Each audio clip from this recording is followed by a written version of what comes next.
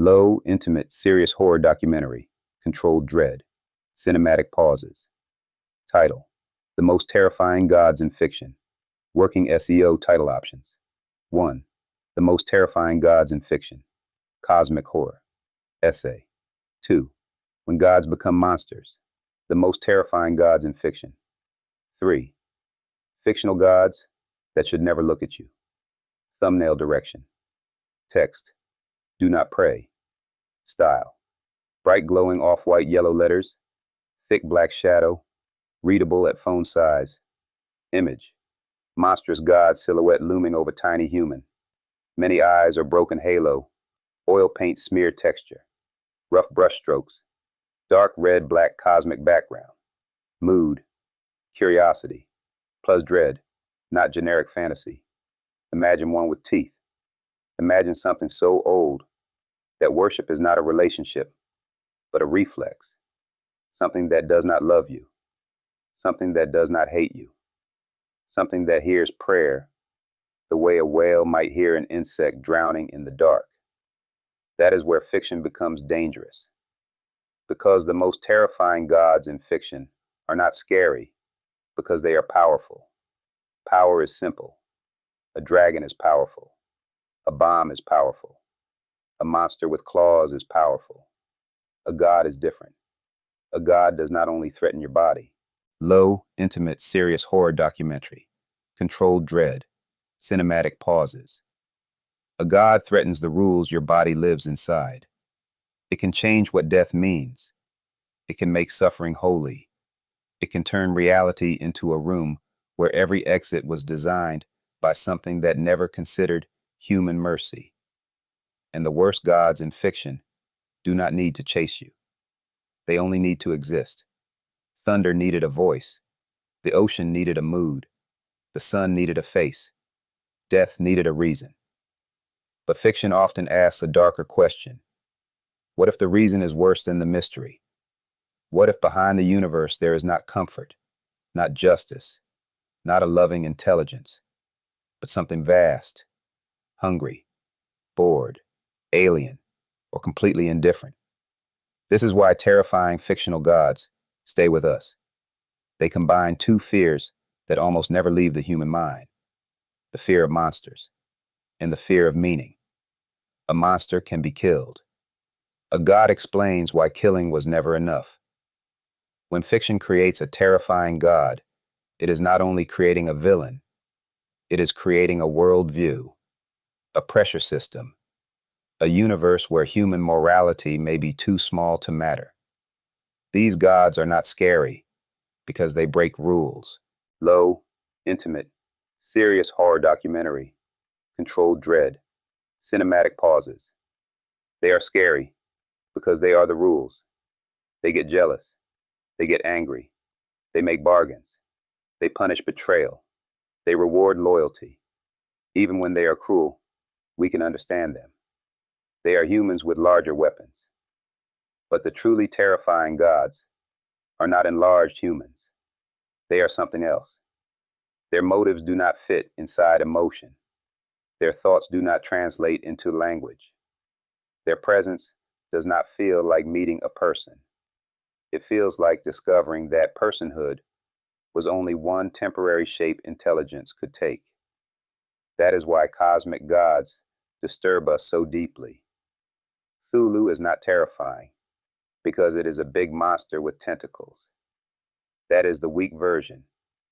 The real terror is that Cthulhu represents a universe where humanity is not central, not protected, not even interesting.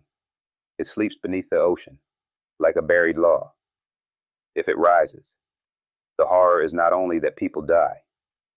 The horror is that reality reveals it was never built for sanity. You do not defeat that kind of God. You survive not being noticed. And that is a very different kind of fear. Low, intimate, serious horror documentary. Controlled dread. Cinematic pauses. Do not look at the angel. Do not look at the monster. Do not look behind the curtain. Do not learn the true name. But with terrifying gods, the fear often reverses. The problem is not that you see the god. The problem is that the God sees you. A human gaze can judge you. A predator's gaze can hunt you. A God's gaze can define you. In fiction, being seen by a God often means losing ownership of yourself. Your body becomes a vessel. Your dreams become messages. Your pain becomes evidence. Your choices become part of a ritual you did not know you were performing. This is what makes godlike entities in stories feel so invasive. They do not need to enter your house. They enter the category of you. They know the secret architecture beneath your thoughts. They can touch the part of the mind that still believes it is private.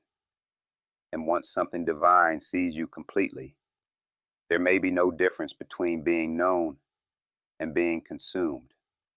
They come with cults, not because robes and candles are automatically frightening, but because worship changes the shape of fear. A cult says the monster is not outside society. Low, intimate, serious horror documentary. Controlled dread, cinematic pauses. The monster has already entered society and taught people to call it truth. This is why gods in horror often spread like ideas. A symbol appears in a notebook. A phrase repeats in dreams. A town begins to share the same silence. A person stops asking if the god is real and starts asking what the god wants. That shift matters. Fear becomes obedience. Obedience becomes identity. Identity becomes sacrifice. The god does not have to destroy the world by force. It lets humans prepare the altar. This is a very old fear. That belief can become a door, that enough people kneeling in the same direction might eventually invite something to kneel back.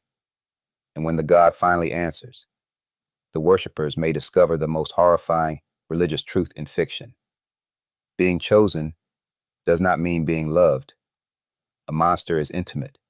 It has flesh. It can bleed. It can rot. It can breathe near your face. A god is distant. It belongs to sky, law, eternity, creation. When fiction combines them, the result feels wrong in a way the brain struggles to clean up.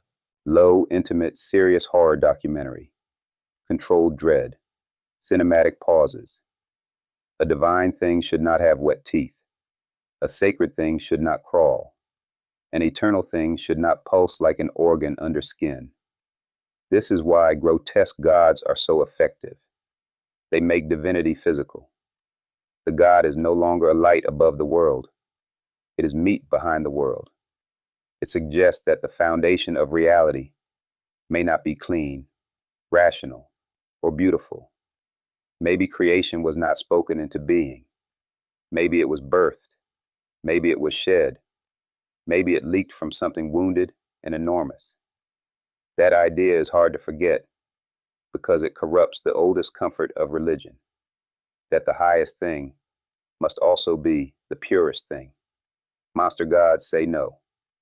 The highest thing might be a body, and the body might be hungry.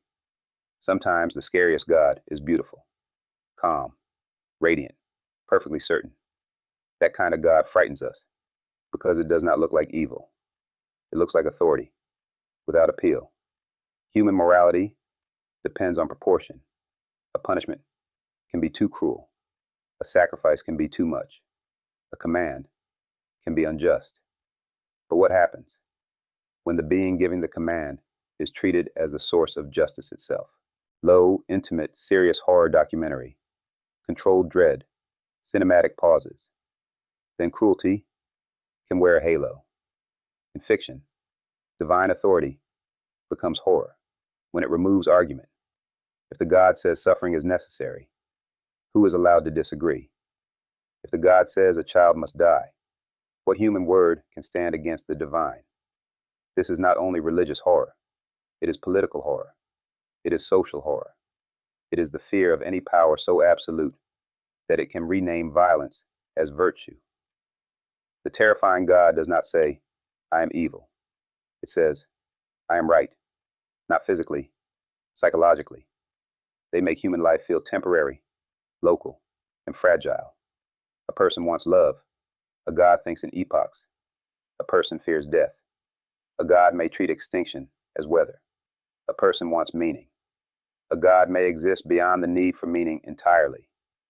This is the cosmic wound at the center of terrifying God stories.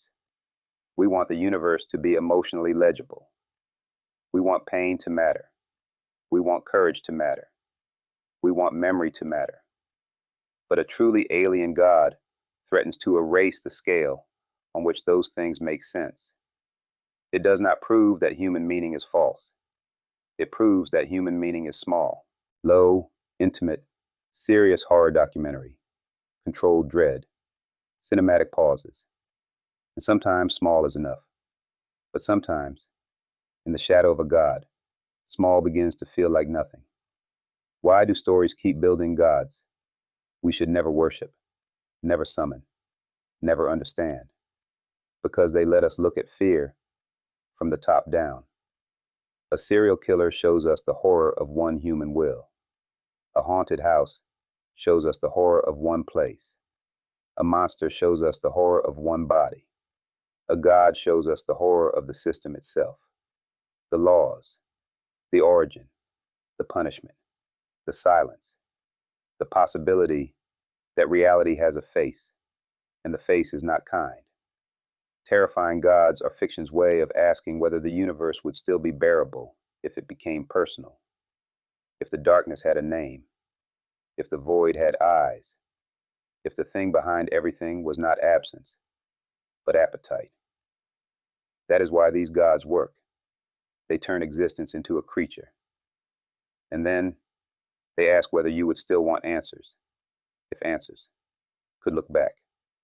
Ending. The most terrifying gods in fiction are not terrifying because they are unbeatable. They are terrifying because they make defeat feel too small a word. Low, intimate, serious horror documentary, controlled dread, cinematic pauses. They do not only kill characters, they rearrange the meaning of being alive. They make worship feel dangerous. They make knowledge feel contagious. They make morality feel fragile. They make the human mind feel like a candle held up to an ocean storm. And maybe that is why we keep watching them from a safe distance. Because somewhere deep down, we understand the secret bargain of cosmic horror.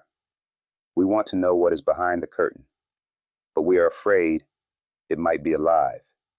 We are afraid it might be ancient. We are afraid it might be hungry. And most of all, we are afraid it might not care.